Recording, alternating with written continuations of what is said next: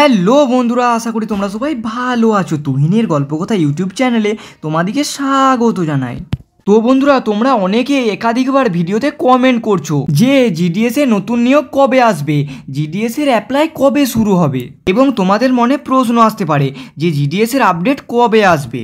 এছাড়াও আগস্ট মাস পেরিয়ে সেপ্টেম্বর মাস চলে এলো, জিডিএস এর কি কোনো আপডেট আসবে না? তো সেই সংক্রান্তই আপডেট কিন্তু আমি আজকের এই ভিডিওটির মাধ্যমে তোমাদেরকে জানিয়ে দেব। তাই তোমরা যারা জিডিএস নিয়োগ 2025-এর অপেক্ষায় আছো, তোমরা কিন্তু ভিডিওটা প্রথম থেকে শেষ পর্যন্ত মনোযোগ সহকারে দেখতে থাকো।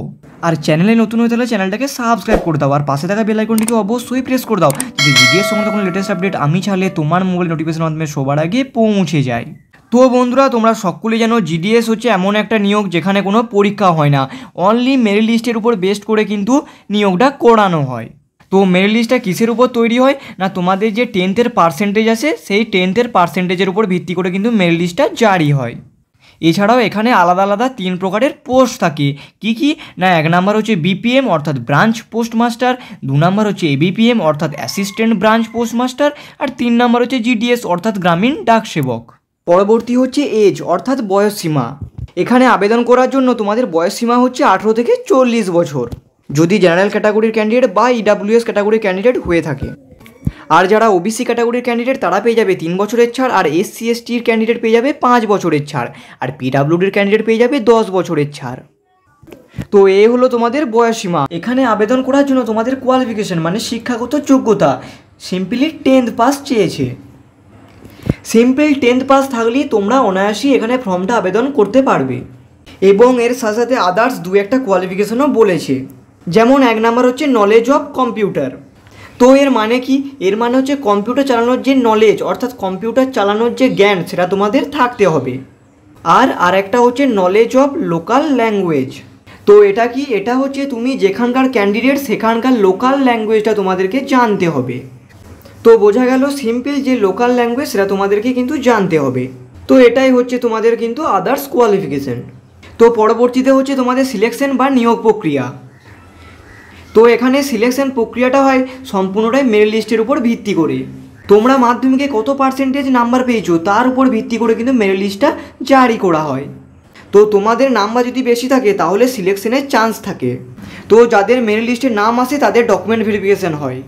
তো এরপর আসি তোমাদের 2025 সালের নতুন নিয়োগটা কবে আসবে। 2025 সালের প্রথম নিয়োগটা কিন্তু প্রথমেই জারি হয়ে গেছে। দ্বিতীয় নিয়োগটা যে আসেনি, তো তার না আসার সবথেকে বড় কারণ হলো ট্রান্সফার পোর্টাল। ট্রান্সফার পোর্টালটা এখনও ওপেন হয়নি। না, ট্রান্সফার পোর্টালটা কি? ট্রান্সফার পোর্টাল হচ্ছে এমন একটা পোর্টাল যেটা নিয়োগের আগে সবসময় ওপেন করা হয়। ধরো তুমি কম কাট অফ দেখে মুর্শিদাবাদ ডিভিশনে অ্যাপ্লাই করে দিয়েছিলে 3 বছর আগে, এবং সেটা তোমার বাড়ি থেকে অনেকটাই দূরে, এবং সেখানেই তুমি চাকরি করছো, এবং সেখানে থাকা খাওয়া নিয়ে তোমার একটা খরচ আছে। সেই ক্ষেত্রে কি হয়, তুমি চাইলে সেখান থেকে ট্রান্সফার নিয়ে আসতে পারবে। তার জন্য মিনিমাম কয়েক বছর আগে তোমাকে সেখানে চাকরি করতে হবে। তো সেখান থেকে যখন ট্রান্সফার পোর্টাল ওপেন হবে, তুমি কিন্তু চাইলে তোমার বাড়ির কাছাকাছি বা অন্য যে কোনো ডিভিশনে ট্রান্সফারটা নিতে পারবে। তো সেই ক্ষেত্রে প্রতি বছর ট্রান্সফার পোর্টাল ওপেন করা হয়। যারা যারা ট্রান্সফার করানোর তারা কিন্তু করিয়ে নেয়। সেটা করিয়ে নেওয়ার পরই জানা যায় যে কোন ডিভিশনে কত শূন্যপদ খালি রয়েছে। ধরো মুর্শিদাবাদ থেকে একজন ট্রান্সফার করিয়ে চলে গেল, তাহলে তার সিটটা খালি রয়ে গেল। তাহলে জানা গেল যে মুর্শিদাবাদ ডিভিশনে এর সিটটা খালি আছে, মানে একটা সিট খালি আছে। তো এরকম করে ট্রান্সফার পোর্টালটা ওপেন হওয়ার পর জানা যায় কোথায় কত সিট খালি রয়েছে, তবেই নতুন নিয়োগটা আসে। তো আশা করি তোমরা বুঝতে পেরেছো। তো সেটাই এখন তোমাদের আটকে আছে, কারণ বর্তমানে ইন্ডিয়া পোস্ট অফিসে আইটি 2.0 রোল আউট হয়েছে। আইটি 2.0 কি, তোমরা যদি সেটা না জেনে থাকো, সেটা আমি আগের অনেকগুলো ভিডিওতেই ভালোভাবে আলোচনা করে দিয়েছি, তোমরা একবার দেখে নেবে। সেটা রোল আউট হয়েছিল, তার কারণেই ট্রান্সফার পোর্টাল এখনও আটকে আছে। তো ট্রান্সফার পোর্টালটা খুব শীঘ্রই ওপেন হয়ে যাবে। আর এই নিয়োগ কিন্তু তোমাদের সেপ্টেম্বর মাসেই আসতে চলেছে। তো সেপ্টেম্বর 2025-এ এই নিয়োগের কিন্তু নোটিফিকেশান তোমাদের আউট হচ্ছে। তো তোমাদের এই নিয়োগ কিন্তু ডেফিনেটলি আসবে, কারণ জিডিএস ইউনিয়নের মহাসচিব তোমাদের বলে দিয়েছে যে এই নিয়োগটা আসবে, কিন্তু তোমাদেরকে একটু অপেক্ষা করতে হবে। তো আশা করি তোমরা পুরো ডিটেলসটা ক্লিয়ারভাবে বুঝতে পেরেছো। আর আজকের এই আপডেটটি তোমাদের কেমন লাগলো অবশ্যই কমেন্ট করে জানাতে ভুলো না। আর চ্যানেলে নতুন হয়ে থাকলে চ্যানেলটাকে সাবস্ক্রাইব করে দাও, আর পাশে থাকা বেল আইকনটিকে অবশ্যই প্রেস করে দাও, যাতে এইরকমই জিডিএস মতন লেটেস্ট আপডেট আমি ছাড়লে তোমার মোবাইল নোটিফিকেশন মাধ্যমে সবার আগে পৌঁছে যায়। এছাড়াও তোমরা জানো যে আমি চ্যানেলে বরাবরই জিডিএস মতন latest update, GK, work from home, scholarship এবং রেলওয়ে এবং নানা রকম সরকারি কাজের আপডেট দিয়ে থাকি। তাই তোমরা কিন্তু এই চ্যানেলটাকে সাবস্ক্রাইব করতে ভুলো না।